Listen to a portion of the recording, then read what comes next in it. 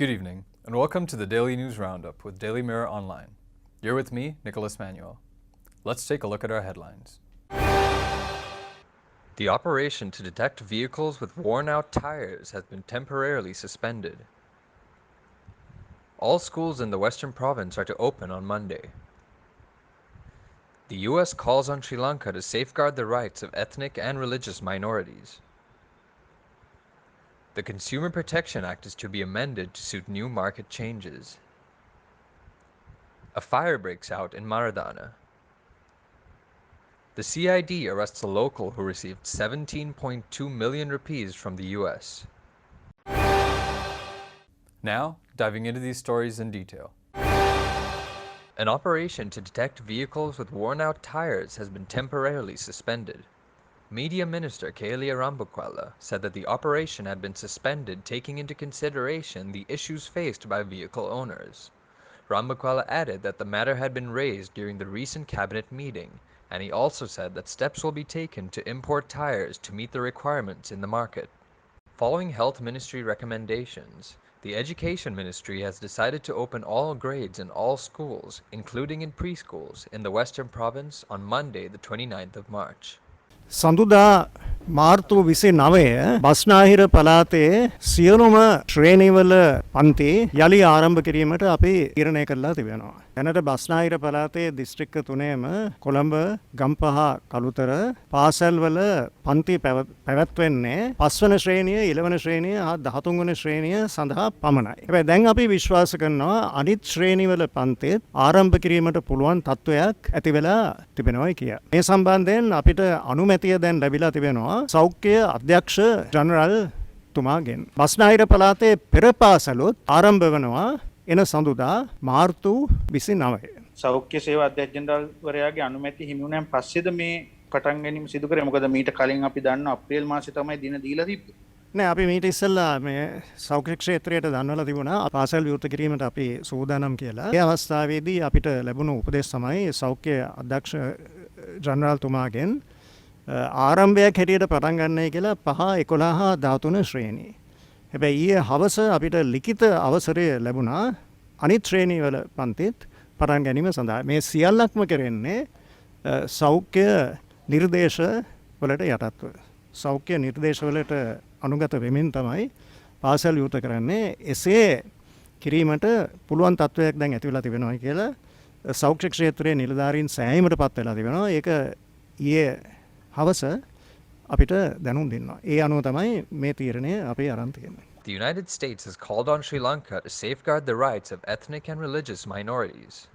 U.S. State Department Principal Deputy Spokesperson Jelena Porter noted that the United Nations Human Rights Council passed a resolution to promote human rights in Sri Lanka. Trade Minister Bandula Gunawardena said today that steps would be taken to amend the Consumer Protection Act to suit the new market changes in the world.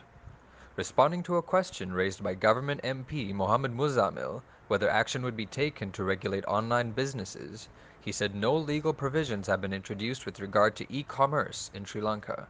දැන් ඊයේ පාරිභෝගික අධිකාරිය මගින් අත්අඩංගුවට ගත්ත විශේෂයෙන් අන්තර්ජාල හරහා කරන ව්‍යාපාරවලදී රූපලාවන්‍ය ද්‍රව්‍ය ප්‍රමාණයක් ශරීර ආලේපනය කරන ඒවා ප්‍රමාණයක් ඒවා අපි ඊයේ පාර්ලිමේන්තුවේ මතු කළා 2015 පස්සේ මේවා ගෙන්නලා තියෙන්නේ නිසි නියාමනයකින් තොරව. එහෙම ද්‍රව්‍ය ප්‍රමාණයක් ඊයේ අත්අඩංගුවට ගත්තා. පැහැදිලි දැන් මේ කොවිඩ් වසංගතයත් එක්ක අන්තර්ජාලය හරහා කරන ව්‍යාපාර වෙළඳාම් ප්‍රමාණය වැඩි වෙලා තියෙනවා. ඒක නරක නෑ. ඒකට අපි අවස්ථාව දිය යුතුයි. නමුත් ඒකේ ප්‍රමිතියකින් යුතු භාණ්ඩ අලෙවි කිරීම සඳහා ඒ ව්‍යාපාර කරන අයගේ යම්කිසි නියාමනයක් කිරීම සඳහා ඔබතුමා වෙළඳාම් අමාත්‍යවරයා වශයෙන් ක්‍රමවේදයක් යෝජනා කරන්න එහෙම නැත්නම් ඒ පිළිබඳව ක්‍රියාමාර්ගයක් ගන්න සූදානම්ද? ආහාර සුවඳ විලවුන් පාලනය පිළිබඳ සෞඛ්‍ය අමාත්‍යාංශය තමයි බලධාරී ආයතනයේ වශයෙන් ක්‍රියාත්මක කරන්නේ. නමුත් අන්තර්ජාල වෙළඳාම e-commerce පිළිබඳව අපේ රටේ අවශ්‍ය නීතිමය විධිවිධාන ඇතුළත් කරලා නැහැ. අක්‍රිසා දෙයක් පාරිභෝගික ආරක්ෂණ පනත 2003 ඉදිරිපත් වෙලා තියෙන්නේ. ඒ පාරිභෝගික ආරක්ෂණ පනතේ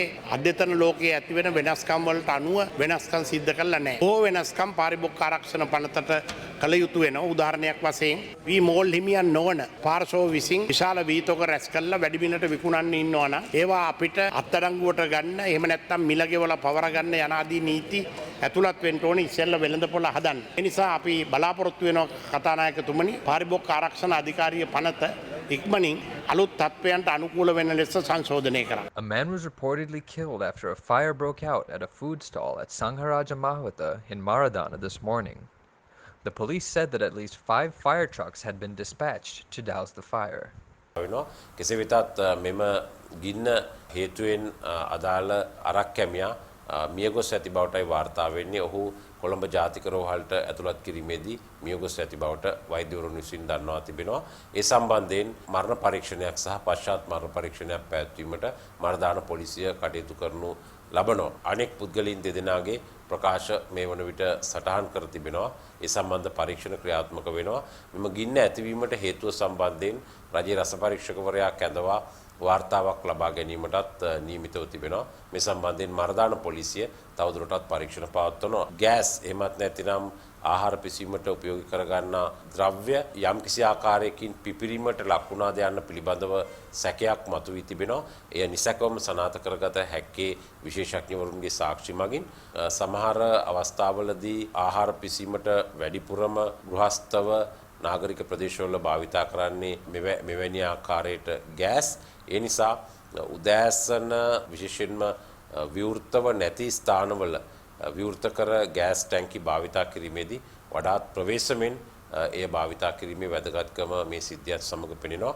කෙසේ වෙතත් මෙම ගින්නට හේතුව නිසැකවම තවමත් අනාවරණය වී නැහැ. ඒ සම්බන්ධයෙන් පරීක්ෂණ පවත්වනු ලබනවා. The Criminal Investigations Department has arrested a 29-year-old person from Vavnia for suspected money laundering after 17.2 million rupees had been deposited into one of his bank accounts from the United States. ඊයේ දින අපරාධ පරීක්ෂණ දෙපාර්තමේන්තුව විසින් 29 හැවිරිදි පුද්ගලයෙක් අත්අඩංගුවටගෙන තිබෙනවා.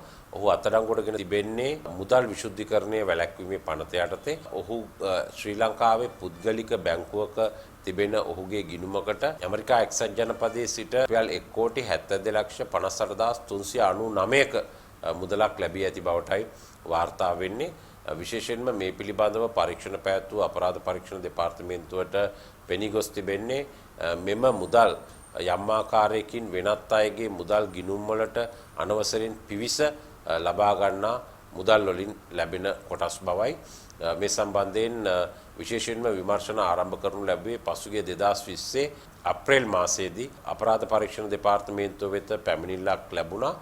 රුපියල් මිලියන 1400ක් එහෙම නැත්නම් රුපියල් කෝටි 140ක පමණ මුදල් ශ්‍රී ලංකාවේ බැංකු ගිණීම් වලට ලැබී ඇති බවත් ඒ වගේම එම මුදල් ලැබී ඇත්තේ විදේශ රටවල විශේෂයෙන්ම ඇමරිකාවේ වැනි රටවල් වල සිටින පුද්ගලයින්ගේ ගිණුම් වලින් අනවසරයෙන් අන්තර්ජාලය හරහා පිවිසීමෙන් ලබාගත් මුදල් බවත් මේ පැමිණිල්ලේ සඳහන් කර තිබුණා. ඒ වගේම වීසා ඉන්ටර්නැෂනල් ආයතනයේ මගින්ද මේ ගැන දැනුම් දීමක් කර තිබෙනවා. ඒ අනුව අපරාධ පරීක්ෂණ දෙපාර්තමේන්තුවත් ශ්‍රී ලංකා මහ බැංකුවේ මූල්‍ය විමර්ශන ඒකකයේ සහාය ඇතිව මේ විමර්ශන සිදු කර තිබෙනවා. For further details on these stories, visit our website www.dailymirror.lk. Thank you for tuning in. I'm Nicholas Manuel, and this was the Daily News Roundup.